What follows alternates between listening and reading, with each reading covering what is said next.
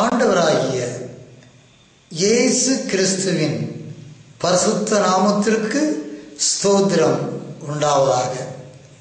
எல்லாம் இயேசுவே ஊழியத்தின் சார்பாக உங்களை வாழ்த்துகிறோம். வேத வாசிப்பின் பகுதியில் பங்கு பெறுகிற உங்கள் அனைவரையும் ஆண்டவராகிய இயேசு கிறிஸ்து தாமே ஆசீர்வதிப்பாராக. இப்பொழுது வேதத்திலிருந்து ஒரு பகுதியை வாசிக்க கேட்போம். சங்கீதம் 119 வசனம் 129 136 வசனங்கள் வரை. உம்முடைய சாட்சிகள் அதிசயமானவைகள், ஆகையால் என் ஆத்துமா அவைகளை கைக்கொள்ளும். உம்முடைய வசனத்தின் பிரசித்தம் வெளிச்சம் தந்து பேதைகளை உணர்வுள்ளவர்களாக ஆக்கும். உம்முடைய கற்பனைகளை நான் வாஞ்சிக்கிறபடியால் என் வாயை ஆவென்று திறந்து அவைகளுக்கு ஏங்குகிறேன். உம்முடைய நாமத்தை நேசிக்கிறவர்களுக்கு வழங்கும் நியாயத்தின்படியே என்னை நோக்கி பார்த்து எனக்கு இரங்கும். உம்முடைய வார்த்தையிலே என் காலடிகளை நிலைப்படுத்தி ஒரு அநியாயமும் என்னை ஆள விட்டாதேயும். மனுஷர் செய்யும் இடுக்கத்துக்கு என்னை விலக்கி விடுவித்தருளும். அப்பொழுது நான் உம்முடைய கட்டளைகளை காத்து கொள்வேன். உமது அடியேன் மேல் உமது முகத்தை பிரகாசிக்க பண்ணி உமது பிரமாணங்களை எனக்கு போதியும்.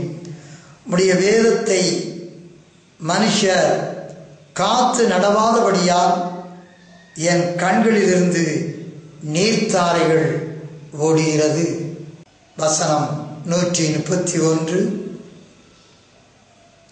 உம்முடைய கற்பனைகளை நான் வாஞ்சிக்கிறபடியால் என் வாயை ஆவென்று திறந்து அவைகளுக்கு ஏங்குகிறேன். ஜெபம். அன்புள்ள ஆண்டவரே,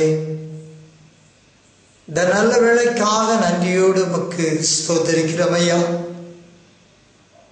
ராஜனே, பக்தன் இவ்விதமாக சொல்கிறாரே, உடைய வசனங்களுக்கு ஆவென்று வாயை திறந்து வாஞ்சிப்பதை போல் சொல்கிறார்.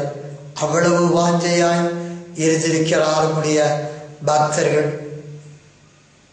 ராஜா, நாங்கள் உடைய வேதத்தில் அதிகமாய் பிரியம் வைத்து இதோ எப்பொழுதும் நாங்கள் தியானிக்க எங்களுக்கு கிருபை தாரமையா.